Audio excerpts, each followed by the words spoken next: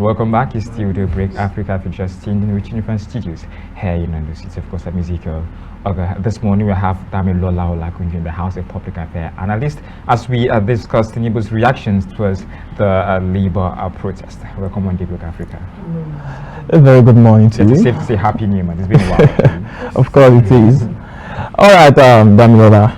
Today we'll be talking about the presidency's, let me say this, his reaction towards the protest. Now, the President Bola Tinubu, in a statement, he lashed out at the organized labor body that it is totally unacceptable for the body to be staging a protest against let me say, a regime or let me say, what am I going to use, the administration that is barely 9 months old. Now, there were a lot of promises on the table, a lot of things that we were looking forward to this administration, what they were going to do, because a lot of promises were put on the table. Now, in that statement of what he said, what do you really see in it? Do you really feel it's fine or it's not fine? And if you feel any one of the answer is what you are going to pick, can you really elaborate on it? Well, I think for me, coming from the #1 citizen of the nation, that's actually inhuman to people who are using their sweat to running the affairs of, different parastatals and agencies in the nation, and they are using almost all their lifetime to work for the government, in which they are meant to be well remunerated. And as a citizen of the nation, they have the right to protest, peaceful protest, in which I think so far so good, they have organized themselves very well in that aspect. So coming from the #1 citizen of the nation, such a statement, it just shows how inhuman at that point our president is behaving. And also I like to state that the organized labor is not fighting against the administration. It's fighting against federal government. It's a plea against the government, not the administration. So whether one person comes up on board or another person comes on board, their demand still stays, no matter who is in government. And I think that is what Mr. President should have considered. They have all these things earlier, not even before this time. They have their demands before this time. We know that there might be perceived political affiliation in all these things, which is definitely can be, shortchanging systems like this. But, such a statement is just something that is totally unacceptable for me. Against such, it's funny. I actually agree to the fact we could have certain political tricks, going out on this phase. But don't you think what he said is actually out of place? Of course, it's an administration less than a year, barely 9 months. So talking about protest at this point, don't you think it has to do with something political, and it's not really out of place, making such statement, even if it sounds heavy or hard? Okay, if we say Nigerian Labour Congress protest is political. The market woman who is sponsoring them, the motorcyclists who are complaining on the road, who is sponsoring them? Of course they're human. Of course it's also a thing that the presidency feels, they perceived, as you said in your statement, that there might be a little political situation going behind the scene. So from those people too, we can possibly see things like that. It's very possible too. We are not saying it has happened, but it's also possible. Yes, now, on your own part, do you think what he has said, of course you've said what the president said is not really okay, it's inhuman in your statement. But now, being realistic and seeing the situations, because we feel like the unemployment situation of Nigeria, the hardship happening in Nigeria right now, is not a situation that started today. It's a continuity situation from previous administration to this time. It's safe to say it's a horse seat actually inherited. Also, the person seated there, it feels like, okay, heavy is the head that wears the crown. Exactly. So everybody is just going to accuse the finger to the president. But at this point, he's feeling the hate too. Everybody is complaining, everybody is saying, we want change, we want this, we want that. But do you really think all this clamoring, all these things are really, let me say, fair on this part? You said in your statement that uneasy lies with that wears the crown. He said in his statement, he said, I asked for this job and I'm not complaining. I like that. If he asked for the job, then we have every right to make demands based on the job you are given. As an employer, it definitely shows that we employ him to be there. And if we have our demands, no matter the lapses that have come over the years, you saw the lapses before you take up the job, I believe. Even if you don't see it, there is almost over 60 days in which you have seen what is on ground. Definitely, we expect that even if you will not, and we know that you cannot totally solve what has been on ground for over 16 years, but at least to an extent, we are only looking to cushion effect of what is on ground, not add to what is already, not add petrol to the fire that is already burning. Don't bring us from fire pan to fire. Once again, let's talk about the strength of the labor union in Nigeria. It's more like they hold no respect no more. I say this respectfully, it's more like they have no regard for labor unions, so generally bodies in Nigeria. Do you actually share the same claim?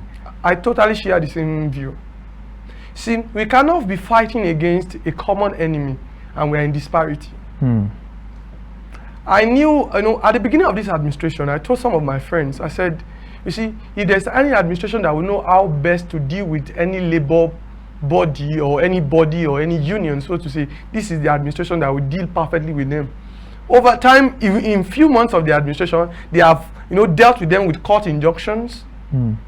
They have infiltrated the Trade Union Congress and the Labor Congress.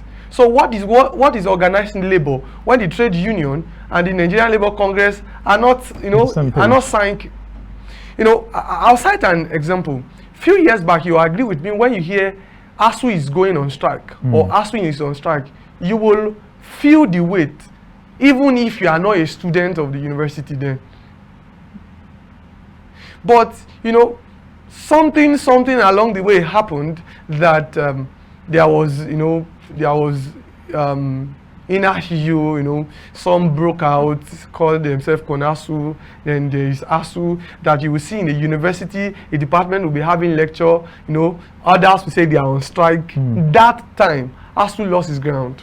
When last did you hear that ASU is going on strike? And, it looks so heavy again, because when the intelligence that will always be deployed if you are conversant with military tactics is that you want to get loophole in the camp of your enemy. Once you get that, you have the 50% assurance that you win the battle.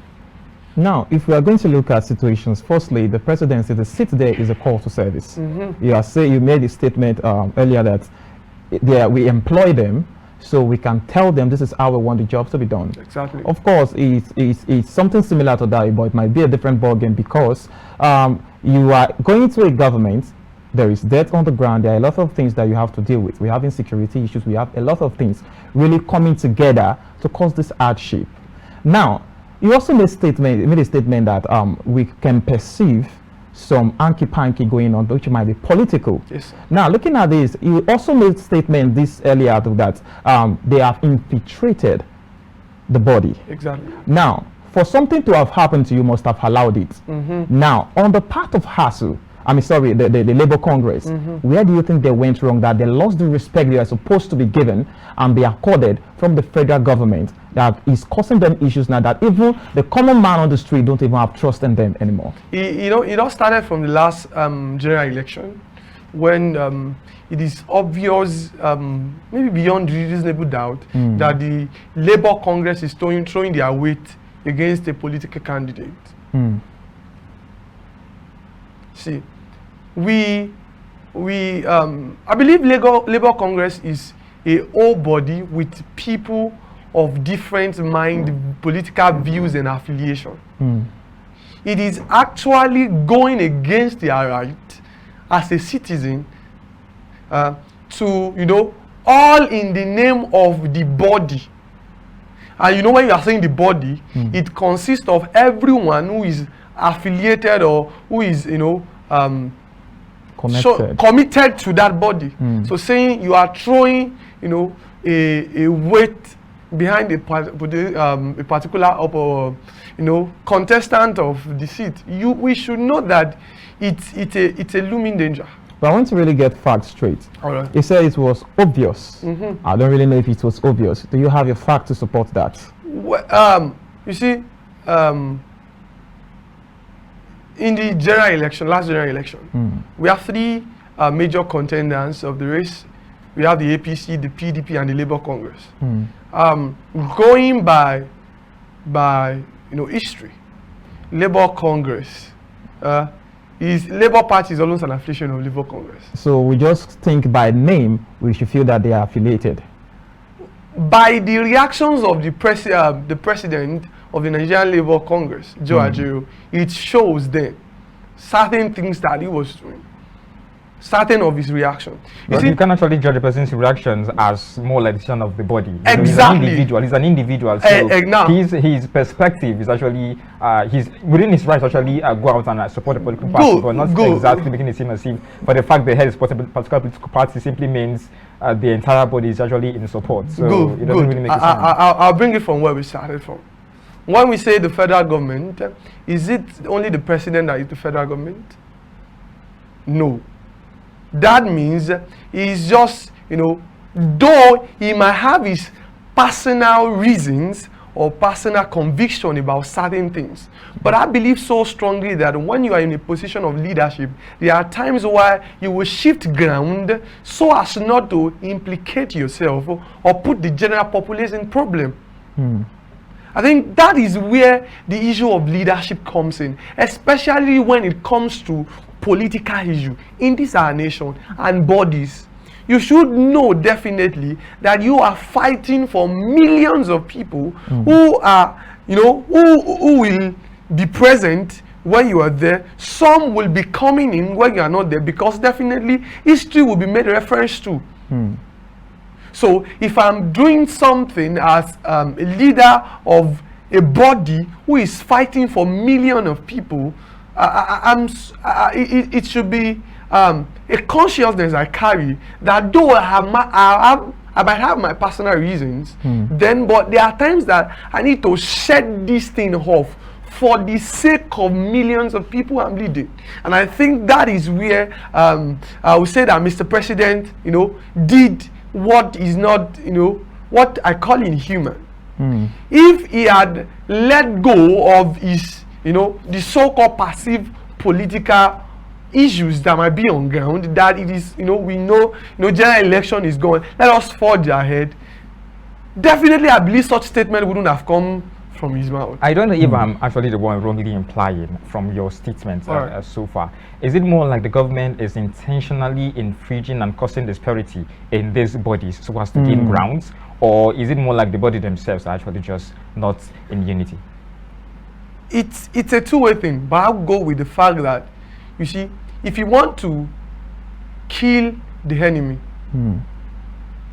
if you want to kill your opponent, if you want to win the war at a faster race, cause a loophole in more between. Like divide and conquer? Exactly. So why should the Labour body be an enemy in this discussion? Because if you are looking at it, the government, the people at the helms of affair, is called to serve. They are here to help Nigerians. The Labour Union, they are here to help Nigerians. So they're supposed to be on the same page. So who is the enemy now? You see, depends on which side you are standing. If I want to help you, and Ezekiel wants to help you, I want to believe that we are going for the same thing. Though our kind of, let me use the word mathematics, our formulas might be different, but we want to achieve a result. Same answer. So now I should be able to come to table with dialogue. And that's where dialogue comes in.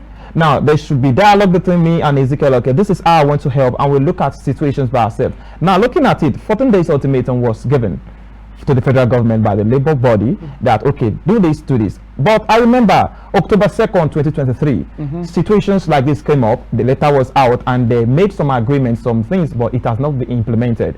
This is why the Labour body is really fighting at this moment. Where is the place of dialogue? That we are always seeing ourselves as enemies, and what we are supposed to just dialogue is not being dialogued, is going to forcefully being achieved. Mostly in Nigeria, you go to dialogue, it's not coming to fruitions. ASU did the same. It's not coming to fruition to date. Now, Labour Union is doing the same. No dialogue, nothing. Where is the place of dialogue in our political system, especially with the situation on ground towards the Labour? Well, see, I believe so strongly that dialogue, in what we call, unionism, there are 3 C's. There is consultation, there is consolidation, then you take confrontations. And I believe that to a certain extent, the Labour Congress has done that, having seats with them, giving them ultimatum, several, on the side of the government too, trying to, caution the effect of that, so that the whole nation will not be in a state of uproar by, the several protests. They at the point use court injunctions, just to make sure that they can come to agreement. But you see, I've observed and learned over the years that when you get to the table, the attitude of those who sit on the table are very important to the outcome of the matter on the table. If the attitude are not right, whether from the part of the Labour Congress, which they will always want to say they are right. The the government will always tell you that, oh, this is what we have on ground. And, because, and I believe that on the part of the Labour Congress, that the average Nigerian has not come to terms to believe any government that comes on board. Because over time, we have been so much used to lie that we can't even see the truth. That even if you are telling us the truth, how do you expect me to believe you that this is the truth? People who have gone ahead of you in the same position told us this kind of a story, and we didn't see any change. So I'd rather go my way to tell you that, oh, if it's going to take us to be on loggerhead, to actually come to terms to what will benefit us. The Labour Congress will tell you they are fighting for the interest of their members. And it is what the whole body comes in terms with that they will take to the government. So they can't go back on the table and say, oh, because we now met with the government, we are changing ground, you people.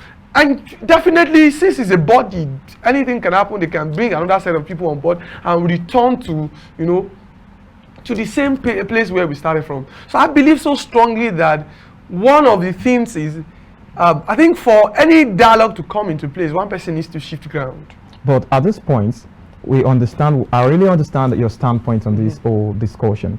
But now, if we're going to look at it, it's one thing for you to demand for something which you believe is your entitlement, you deserve it. But it's another thing for you to see reality as it's happening. Now, on the demands of the labor union, towards with the reaction of the federal government, do you think any of their demands is outrageous? And what is your take on the minimum wage of Nigerians at this moment, and what it can have as an effect on our economy? From the minimum wage, it's nothing but penury with what we have in the current Nigerian state. The economy is nothing to write home about. So I believe that the Labour Congress are doing their best to actually help the average Nigerian, for those who are working in the civil servant. If they are successful in increasing the minimum wage, though it already has a time frame when they have to see it and check everything over and over again. So what was that we before the minimum wage? I'm talking about the look into how government is going to be doing things. I've spoke about the dialogue, the minimum wage, and also talking about reality of what is on ground and demands. You see, when the reality that is facing the Nigerian citizenry is one that cannot be run away from. If the government are saying, oh, this is the reality, there's a reality that is already waiting for the average Nigerian man. So what do I mean by that? Okay, a man who earns, let's say, 200,000 naira basic salary, as a child in the public university, for instance, which is not even public again. So in a month, he earns 200,000. He has a car that needs to be fueled. He has an average of 3 children. Talking about car is luxury, is choice. It's choice, right? Okay, so he has 3 children. So let's remove car. And he has a wife. Okay. And then he has to pay an average of, let's say, 150,000 per child for the whole session.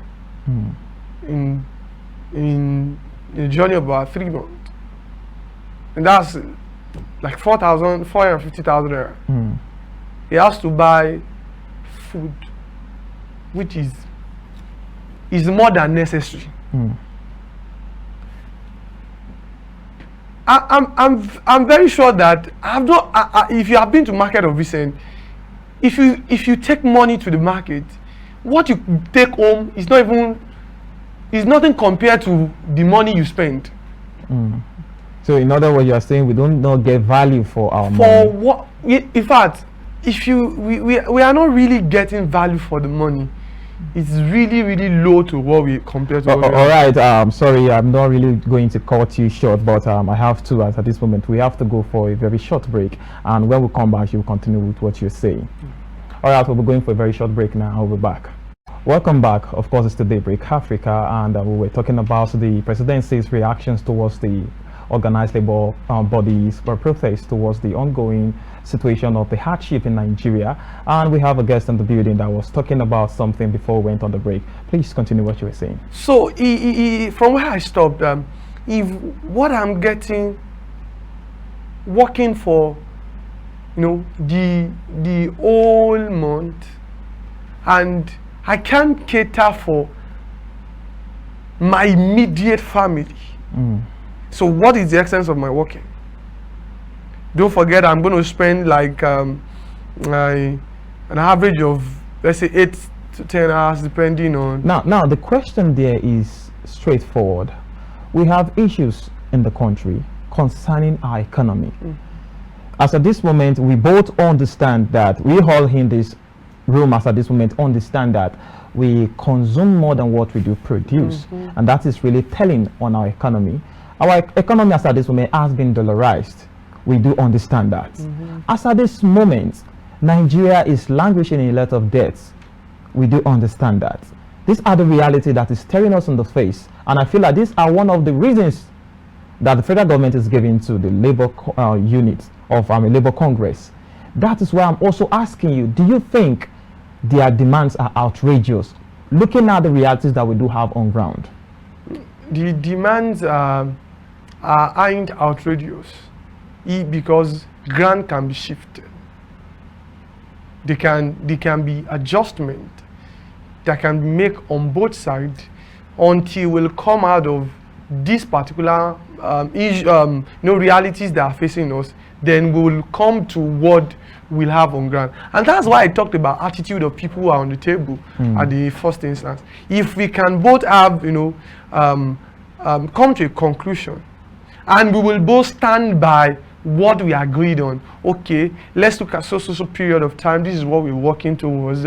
Okay, on your own part, go and talk to your members. On our own part, we will work on so time. Just give us certain time frame, and then I believe so much that for the Labour Congress to convince their members, it will not be difficult. And also, the government will keep to their own. That means you speak as though you still have confidence in the labor union. Just minutes ago, you actually tend to affirm the facts where, although you said it takes 2 to tango, which I agree totally, but you affirmed to the facts where you said the government tends to actually infringe setting up this unity amongst that union. You made mention of ASU and CONASU, and then you made mention of TUC and NLC. So at those points, we can't exactly trust the government, neither can we trust labor body. So what hope does then the masses hold, at this point where we're in a little bit of a political brouhaha, not exactly understanding who to trust. Are we going for the government, or are we to trust our body, which we actually should assume should actually fight for our position? But in this case, where there is a little bit of politics playing around, what then becomes the hope of these citizens? You know, the truth is, we have trust issue as in Nigeria. Why? Because our hope have been dashed over and over again. Okay. So I believe that on the part of the Labour Congress and the trade union and all the affiliated bodies, they should go back to the drawing table. We cannot be fighting a common enemy and we are not aligning. You can't want to fight me based on the same ground and you are fighting differently. What puts pressure is the force. That's why they are called organized labor party, organized labor's congress body. They are organized, and that's where the weight is. If we lose the weight, the person you are standing, your grounds won't be made known. And on the part of the administration, the federal government, these are your people. You asked for the job. I like that statement. For me, I think I found that statement, really, somehow patriotic. I asked for the job. Allow me to do the job. Okay, we give you the job for 4 years. We are looking at you. Just that the way you are doing the job, we are not really aligning with it. Since on that, they go back to the drawing table. Okay, this and this and this. I believe that there are certain things that can be done to cushion the effect of what is on ground. We know that it's only a dumb man that will be expecting a miracle. Imagine. Dami, let me cut you once again. You actually affirmed to the fact that you said the government tends to actually inflict our union. So if a government or sitting administration tends to actually inflict a governing body, do you think they actually have anything to offer? See, their interest in this case, and when you always do everything to gain, to have your interest on the part of the government. Okay. So what do I mean by that? I want to be a bit look towards the side of the presidency. Okay. I just came on board. This strike will affect, the outcome of my administration. What do I mean by that? If there are certain agencies that need to work, or commissions that are people, civil servants that need to work to fast track certain things, if they are not in the office, nothing can be done. I'm just saying, maybe on the part of Mr. President, that's what caused the outburst. So if I need to actually, if I know that I can infiltrate the body to at least get some people on my side, reduce the weight on that side, it's something that I can do. Those are for those who are in power. So what can be done is that for the labor, the labor bodies to come to terms, and until that is achieved, I don't all these at this point, maybe it seems as if it's actually a political freedom where an administration tends to challenge a body's freedom of expression, because at this point it's within labor's rights to actually express themselves. Now you make it seem as if it's normal for someone with power to actually just infringe and then curb certain mouths that tend to challenge his or her authority. Make it seem very simple. That's exactly what it is. Simple. That's just the truth. Definitely, if you have agreed to that, then I'll go back to what Ezekiel said. Definitely, the present government of the day has nothing to offer. Should we see it that way? Well, I am of the opinion that the 4 years administration will prove whether they have something to offer or not. Because the truth is, your opinion right now is rather fluctuating. Because my opinion is not fluctuating. Okay. You see, we have a projection. And what's the projection? Projection is we gave them 4 years. Okay. to do this. But you don't shout if it's just 9 months. It's not even a year. Then if you give them 4 years, I don't think it's within your right to shout. It's within, no. It's within my right to shout. In 9 months. Because what is on ground, I said it in the beginning, isn't against an administration, it's against the government. And federal government is not a person. So that means I can be fighting for something from this year. Another administration comes on back. That thing is on the table of, it's not addressed to an individual, it's addressed to the office. And the office is always there, even when the person who is there isn't no more, you know. Now, what you just said now really interests me, and we might deviate a bit, but still we see on the same thing. And Ezekiel, you find this very interesting. Now, about some weeks back now, the Oronsaye's report resurfaced. Okay. Now, I'm very interested in it because Ezekiel said something. We had a guest on the program, and Ezekiel said, he asked the question whether we like it directly or indirectly. If we are to go by this report, there will be some layoffs in the government for our starters. This is causing another bunch of people to go unemployed. For a country that we have unemployment at a very high number, insecurity is there, hunger, inefficiency in running government is there. Now, you said the projection is 4 years. We are going to give them time. But of course, you are lamenting at this moment because you feel the way the work is being done is not right. All right, the Oronsaye kind of report was collated 2012. More parastatals have come in. If we are going by that report, are we really on the right track? Because a lot of things has changed. Even mention of the COVID. It wasn't a thing that we were expecting at all. It was a disaster, a natural one. Now it came. There's been a lot of flood, a lot of farmland have been destroyed. The Fulani herdsmen came before that time, after that time. So looking at all these things together, do you think the government of the day really knows what they are doing in fixing Nigeria? You know, on the Oronsaye's report, recently I was just, you know, when I heard about that, I was just trying to, you know, look around what is there. And I saw a caption in the news that, okay, nobody's going to lose their job. And you believe that? Well, I believe that because one is, I think some agencies and ministries are merged. Not that one will be functioning on their own. If I get it straight, the Oronsaye report majorly was to fake out, somebody said ghost worker. We understand ghost worker, yes, they are just on the payroll, they are not working. But come, let's look at it. It's for us to cost of governance. We are trying to maximize to reduce cost of governance. We are trying to reduce it. That is what we want to do. Now, how do you want to cut down the cost of governance and still keep paying them the same amount, just changing the offices? What are you really costing? You see, I believe so much that that will come in place of the allocation. Because we wouldn't need to, you know, start giving each agency or this thing.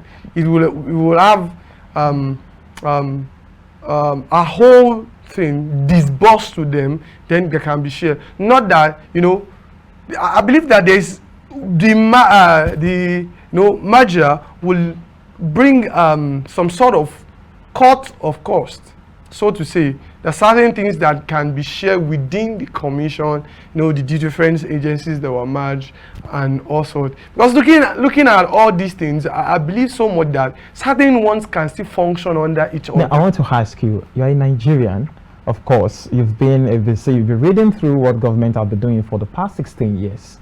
Now, sincerely speaking, have you seen where an organization or a parastatal comes out to say the money that was given to her is more than enough?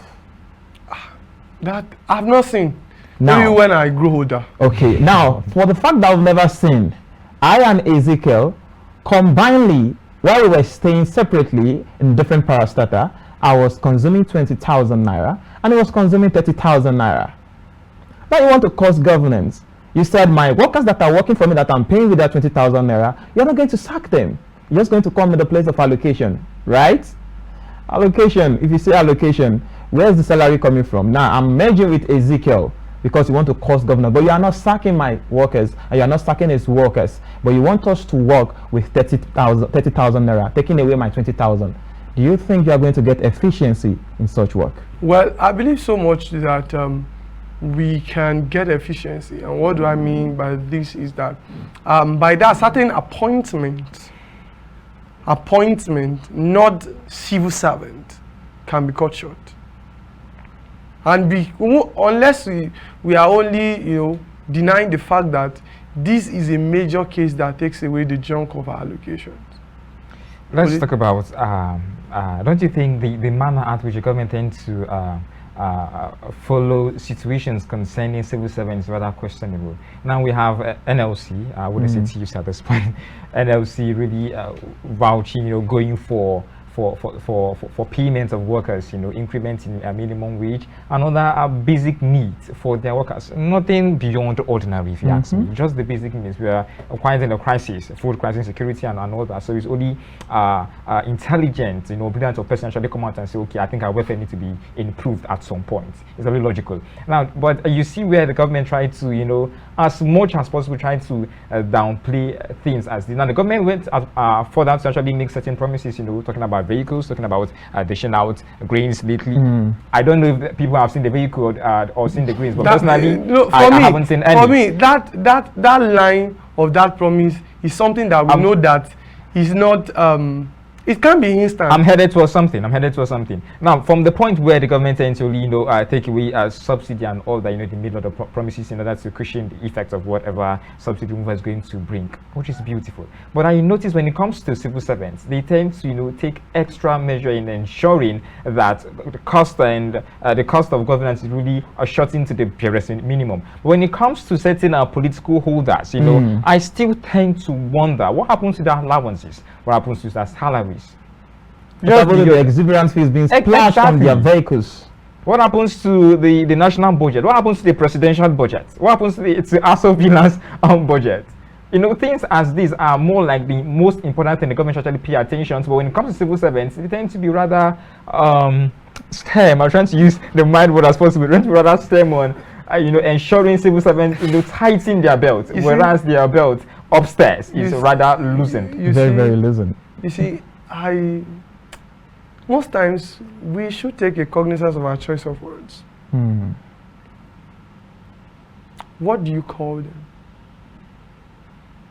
It's a civil servant. Until the government start viewing them from a different point of angle of the fact that they are in servants. There's a way you treat servants. And that's the issue we have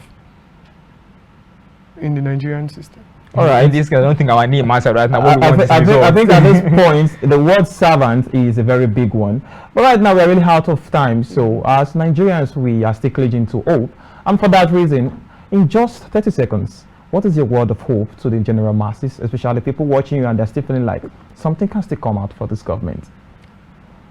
The greatest asset of the Nigerian nation are its citizens. So you should know that there is a great potential in this land, and I believe so strongly that the land is still growing. And we will take the best and live hold of the best in this land. Man, that sounds like a prophecy. All right, thank you very much for coming on the program. It's a privilege. Thank you. All right, viewers, the land is green, he said, and we are going to still enjoy the milk and honey from the land. There's still light at the end of the tunnel. Of course, it's belief and hope that we need to cling onto and believe that Nigeria is going to be that country that we've all envisaged and all believe is going to be. From us here, we'll be saying goodbye on Daybreak Africa. I remain Michael Obagiri. Have a great day. Have a splendid week. I remain Ezekiel Ogar.